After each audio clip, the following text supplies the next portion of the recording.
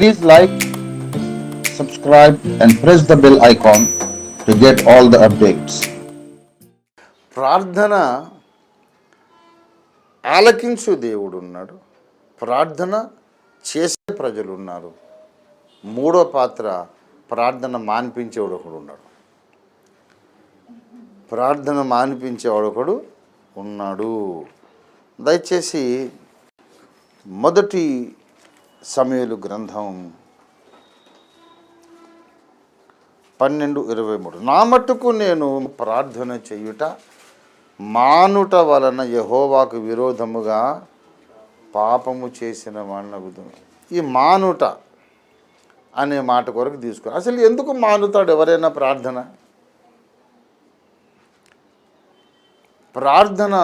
ఎవరైనా ఎందుకు మానేస్తారు అంటే చేసి చేసి ఏ జవాబు రాలేదని విసుగుపోయి మానొచ్చు, అలసిపోయి మానొచ్చు, దేవుని మీద అలిగి మానేసేయచ్చు, ఇంకెంతసేపు ప్రార్థన చేయాలని అలసటతో మానేయచ్చు, ఎంత ప్రార్థన చేసినా ఫలితాలు రావడం లేదని మానవచ్చు. అయితే ఇదంతా కాదు, ప్రార్థనను మాన్పించడానికి కంకణం కట్టుకున్న దుష్టశక్తి ఒకడు ఉన్నాడు. ఎందుకు అంటే ఈ లోకము నిలుచున్న చీకటి శక్తికి ప్రమాదకరమైన ఏకైక కార్యక్రమం ప్రార్థన, ఇంకా ఏది కాదు. ప్రార్థనే సాతాను రాజ్యానికి భయంకరమైనటువంటి ప్రమాదము, విధ్వంసక శక్తి. దేవుని బిడలారా, ప్రార్థన మాన్పించాలని ఎప్పుడు సైతానికి కంగడం కట్టుకున్నాడు. ఎందుకంటే ప్రార్థన అంటే వాడికి భయం. ఎందుకు ప్రార్థన అంటే వాడికి భయం? ఒక టెక్నికల్ రీజన్ చెప్తున్నా. ఈ భూగ్రహం మీద దేవుడు సకల జీవరాశులను సృష్టించి మానవ జాతిని సృష్టించాడు. ఒక 100 సంవత్సరాలు ఆ మహిమగల యుగము నడిచింది. Sinless age dispensation. తర్వాత ఈ భూగ్రహానికి అంతవరకేమో ఆదాము అధికారి. మీరు ఫలించి భూమిని నిర్మించి లోబరుచుకొని ప్రతి జీవిని ఏలుడి అన్నాడు. Adam and Eve were rulers of this planet. ఆ తర్వాత సైతాన్ గాడు పరిపాలకుడు అన్నాడు. ఈ లోకాధికారిగా ఎప్పుడు మారాడంటే 100 సంవత్సరాలు అయ్యాక వాడు దొంగతనం చేశాడు. ఆదాము చేతిలోని అధికార దండము సాతాను దొంగిలించేశాడు. ఈ లోకాధికారి అయిన తర్వాత వాడికి ఒక ప్రాబ్లం ఉంది. వాడి లోకాధికారి కావచ్చు, కానీ దేవునికి ఉండే లక్షణాలు, ఆయన సర్వాధికారి. విశ్వంలో ఎక్కడైనా ఎప్పుడైనా ఏ పనైనా ఆయన చేయడానికి ఆయనకు అధికారము, హక్కున్నది. రెండవది, దేవుడు సర్వాంతర్యామి, అంతటా ఉంటాడు. ఈ భూగ్రహం మీద నేను పట్టు సాధించాను, అధికారం సాధించాను, కానీ దేవుడైతే అంతటా ఉన్నాడు. మరి ఇప్పుడు ఏం చేయాలా? ఒక హైలీ టెక్నికల్ రీజన్ నేను చెప్తున్నా, వాడు ఎందుకు ప్రార్థన మాన్పిస్తాడనేది. దేవుని సర్వవ్యాపకత్వాన్ని లేకుండా వాడు చేయలేడు. It is not possible. It is not at all possible for Satan. దేవుని ఆమ్ని ప్రెజెన్స్ని తీసేయలేడు వాడు. వాడి శక్తికి మించిన పని. అది ఊహించడానికి కూడా అవకాశం లేదు. సర్వవ్యాపకత్వం అక్కడ లేకుండా దేవుడు మాత్రమే చేయగలడు, చేస్తాడు. ఒక ప్లేస్లో ఆయన ఆమ్ని ప్రెజెన్స్ లేకుండా చేస్తాడు. తన ఆమ్ని ప్రెజెన్స్ అక్కడ లేకుండా దేవుడు చేసిన ప్లేసే నరకం. That's what hell is. అందుకే అక్కడ అసలు ఎవరు కూడా ఎన్ని కష్టాలన్నా పడండి, నిందలు పడండి, హింసలు, పోరాటాలు అనుభవించండి, నరకానికి అయితే అసలు పోనేవద్దు. ఎన్ని త్యాగాలను చేసే రక్షణ కాపాడుకోవాలి. నరకం అనేది దేవుని సర్వవ్యాపకత్వము లేనటువంటి భయంకరమైన స్థలం. వెలుపల చీకటి అన్నాడు. అందుకే the darkness that is out side of God, అక్కడ ఉంటుంది నరకం. I wish that even my worst enemies should not go to hell. I know how horrible it is. I've seen it. అందుకే నేను ఉద్యోగం రిజైన్ చేసి దేవుని సేవకు వచ్చాను. నరకాన్ని నేను చూడకపోతే వాళ్ళు నేను సేవలో ఉండను. నాకెందుకు ఈ బాధ, ఈ నిందలు, పోరాటాలు, ఈ ఫ్యామిలీ బ్రేకప్లు, అప్పుల బాధ ఏమిటి? నేను మంచిగా ఈసీఆర్లో ఉంటే నేను సీనియర్ మేనేజర్గా ఒక హై అఫీషియల్గా రిటైర్ అవుదును, కోట్ లాస్ట్ ఉండేది, నా ఫ్యామిలీ నాకు అంత చక్కగా ఉండేది. ఎందుకు ఈ బాధ అంతా పెట్టుకున్నానంటే నరకమును నేను చూసినందుకు ఈ బాధలన్నీ పడవచ్చు. కానీ ఆ ఘోరమైన బాధ నుంచి ఒక ఇద్దరు ముగ్గురిని 10 మందిని తప్పించిన జీవితం సఫలమే అనుకొని సేవ కొరకు వచ్చాను. సరే, దేవుని సర్వవ్యాపకత్వము లేకుండా చేయడము సైతానుకు సాధ్యము కాదు, అది నేను చెప్తున్నాను. కానీ దేవుని యొక్క యాక్టివ్ ప్రెజెన్స్, దీని ఏమంటా అంటే క్రియాశీలక సన్నిధి లేకుండా వాడు చేయాలనుకున్నాడు. God may be present but he should not be active. God can be present everywhere. On this planet God should not be active అనుకున్నాడు వాడు. దేవుడు ఎప్పుడు యాక్టివ్ అవుతాడంటే, దేవుడు చాలా హైలీ డిసిప్లిన్డ్ జెంటిల్మన్. దేవుడు చాలా సున్నిత మనస్కుడు, అద్భుతమైన అందమైన మనస్సు, వ్యక్తిత్వం కలిగిన వాడు దేవుడు. చాలా మహాబలవంతుడు. కానీ ఒక చీమతో కూడా అమర్యాదగా ప్రవర్తించాడు ఆయన.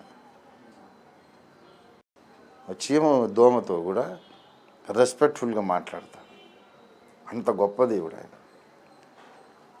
ఇప్పుడు ప్రధానమంత్రి స్థానంలో ఉండి అరే హౌలే హిట్రా కొనలేదు పాగలేదరా అని ఎవరినైనా అనొచ్చు. ఆయన ఎవడేమంటాడు, ఆయన మీద కేసు పెడతారా?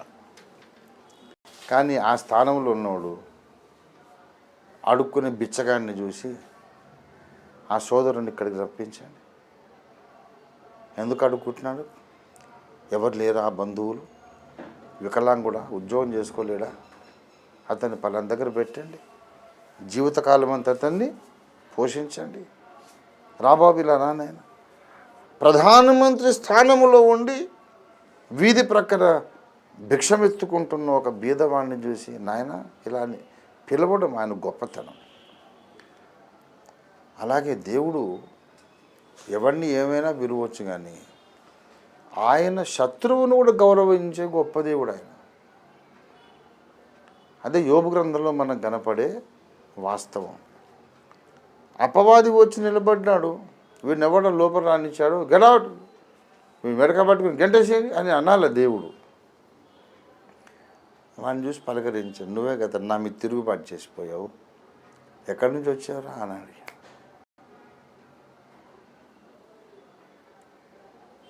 ఒక పాస్టర్ గారు ఎవరైనా సంఘములో ఉండి ఒక సంఘ పెద్దగా ఉండి ఎవడైనా తిరుగుబాటు చేసి వెళ్ళిపోయాడు అనుకోండి, వెళ్ళిపోయినాక ఒక 5-6 సంవత్సరాలు అయ్యాక మళ్ళీ ఏదో పనిపడి వచ్చాడు అనుకోండి, ఎందుకు వచ్చేవారు నువ్వు? గెట్ అవుట్, బుద్ధి లేదు, సిగ్గు లజ్జ లేదు నీకు, బేషరం ఆద్మీ క్యోం ఆయారే, వీళ్ళెవరు అని గెట్ అవుట్ అని అంటాడా? లేకుంటే ఏం బ్రదర్ బాగున్నారా, నా దగ్గర నుంచి వెళ్ళిన తర్వాత ఎక్కడెక్కడ ఉన్నారు అంటాడా?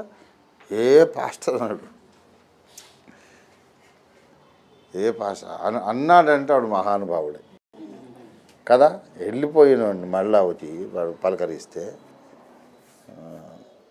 వాడిని గెటౌట్ అనకుండా ఉన్నవాడు నిజంగా దేవుని స్వభావం కొంచెమైనా మనకు వచ్చింది అనుకోవాలి. దేవుడు శత్రువులను కూడా గౌరవంగానే మాట్లాడతాడు. దేవుని స్వభావం కలిగిన మిఖాయేలు మోషే శరీరమును గూర్చి అపవాదితో వాదన జరిగినప్పుడు దూషించి తీర్పు తీర్చ తెగింపక ప్రభువు నిన్ను గద్దించునుగా కన్నాడు, కానీ పర్సనల్ లెవెల్లో దూషణ చేయలేదు. అంత గొప్ప వ్యక్తిత్వం మిఖాయేలుకు రావడానికి దేవుడే కారణం. దేవుడు వాడిని గౌరవంగా మాట్లాడుతున్నాడు, నేను ఎలాగా దూషించాలి అనుకున్నాడు మిఖాయేలు.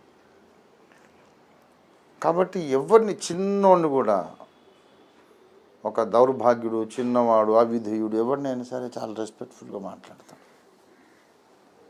దేవుడు బలవంతుడే, కానీ బలహీనుల మీద దౌర్జన్యము చేయడు. ఎవరి మీద కూడా బలవంతంగా దురాక్రమణ ఆయన చేయడు. సైతాన్ ఆర్గ్యుమెంట్ ఏంటంటే, నువ్వు ఆదామును అపాయింట్ చేసావు కదా ఈ భూమికి రాజు. నువ్వు అపాయింట్ చేసిన రాజుగారు ఇష్టపూర్వకంగానే తన అధికార దండం నాకు ఇచ్చేశాడు. ఇప్పుడు లీగల్గా నేనే కదా ఈ గ్రహం యొక్క రూలర్. చట్టబద్ధంగా నేనే ఈ గ్రహములకు హక్కుదారుడను. కనుక ఇది నా రాజ్యం, నువ్వు ఇక్కడ జోక్యం చేసుకోవద్దు. You have nothing to do here. నీవు ఇంకా వేరే గ్రహాల మీద ఏం చేస్తావు చేసుకో, కానీ నీవు అపాయింట్ చేసిన రాజుగారు నాకు ఈ గ్రహాన్ని అప్పగించాడు. ఇది చట్టబద్ధంగా నా టెరిటరీ, ఇక్కడ నువ్వు జోక్యం చేసుకోవద్దు అంటే యువర్ రైట్, సెటిల్. బాగానే మాట్లాడేవరా నువ్వు, మంచిది అని ఊరుకుంటాడు ఆయన. దేవుడు ఈ భూగ్రహం మీద ఏమైనా కార్యములు చేయాలంటే ఈ భూలోక వాసులు ఎవరైనా దేవుణ్ణి పిలవాలా. పిలిచినప్పుడు దేవునికి లీగల్గా రైట్ వస్తుంది అన్నమాట. ఈ భూలోకమంతా నా రాజ్యము అని వీడు అంటున్నాడు కదా, నువ్వెందుకు వచ్చావు దేవుడా నువ్వు ఇక్కడికి? నువ్వు రాకూడదు కదా, ఇది నా రాజ్యం కదా అంటే నీ రాజ్యమేరా, కానీ నీ రాజ్య పౌరులు కొంతమంది నన్ను పిలిచారు. నీ రాజ్య పౌరులు నన్ను పిలిచారు కాబట్టి నేను వచ్చాను. మరి అప్పుడు దేవునికి లీగల్ రైట్ వస్తుంది ఇక్కడ యాక్టివ్గా ఉండడానికి. అందుకని సైతాను 600 సరే ప్రార్థన జరగకూడదు అని వాడు భీష్మించుకున్నాడు అనమాట. భక్తులు ప్రార్థన చేస్తే దేవుడు జోక్యం చేసుకుంటాడు. భక్తులు ప్రార్థన చేయకపోతే దేవుని ఆమని ప్రెజెన్స్ మాత్రమే ఉంటుంది, కానీ యాక్టివ్ ప్రెజెన్స్ ఉండదు. అది సంగతి. భక్తులు ప్రార్థన చేయకపోతే దేవుని సర్వవ్యాపకత్వం ఉంటుంది, కానీ క్రియాశీలక సన్నిధి ఉండదు. దేవుడు ఉంటాడు కానీ పని చేయడు. ఎందుకంటే మరి చట్టబద్ధంగా ఇది వాని టెరిటరీ. దేవుని కుమారుడైన యేసు ఈ భూమి మీద ఉన్నప్పుడు నోరారా చెప్పాడు, ఈ లోకాధికారి వచ్చుచున్నాడు. ఎంత జెంటిల్మన్నో చూడండి. ఈయన సర్వాధిపతి, సర్వశక్తి సంపన్నుడు, సర్వ విశ్వానికి అధిపతి. ఆయన అంటాడు, the king of this world is coming. అర్థమేంటి? దానికి అర్థం ఏంటి? వాని అధికారాన్ని యేసు గుర్తించాడు కదా. మరి వాని అధికారాన్ని యేసు గుర్తించినప్పుడు వేరొకని రాజ్యంలో నువ్వు పని ఎట్లా చేస్తావయ్యా? సైతానును ఈ లోకాధికారిని నువ్వే ప్రకటిస్తేవి, వేరే వాళ్ళ రాజ్యంలో నువ్వేట కార్యం చేస్తావు?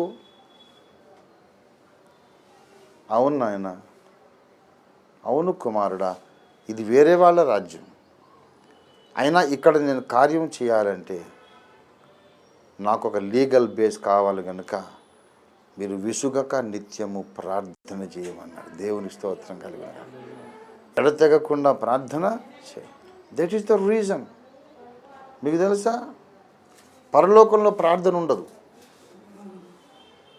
Nobody prays in heaven, only praises and worship.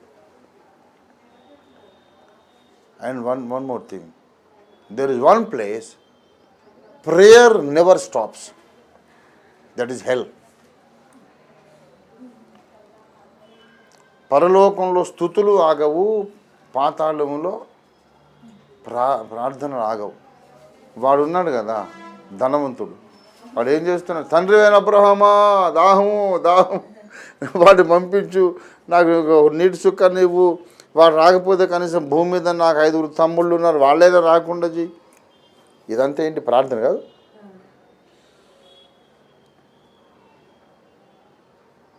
ఏడుపును పండ్లు కోరుకుంటూ ఉండును. అయ్యో ఒక్కసారి కనికరించవయ్యా, మా జీవిత కాలంలో ఏదో 30, 40, 50 ఏళ్ళు చేసిన పాపాలు ఇన్ని కోట్ల సంవత్సరాలు మమ్మల్ని బాధ పెడతావా? కనికరం చూపవా అని భక్తిహీనులు మొరపెట్టుకునే స్థలం నరకం. నరకములో నిరంతరము దేవా దేవా దేవా దేవా అని మొత్తుకోవడమే ఉంటుంది, కానీ దేవుడు వినడం జరగదు. దేవుని చెవుల దాకా ఈ కేకలు పోనే పో. దేవునికంతా సైలెంట్, అంత మూకీ సినిమాలాగా ఉంటుంది. ఏంటో అంటారు, ఏంట్రా దేవా దేవా రక్షించు రక్షించు అంటే దేవుడు ఏంటి కూర్చునే I can't listen, I can't hear anything. వినిపించట్లేదు. మొత్తుకో, యుగ యుగాలు మొత్తుకో, దేవునికి వినబడదు. దేవుని బిడ్డలారా, ఆగకుండా భక్తిహీనులు, ఆగకుండా భక్తి లేని వారు, దేవ విరోధులు కేకలు పెట్టి దేవుణ్ణి పిలిచేటటువంటి స్థలము నరకము.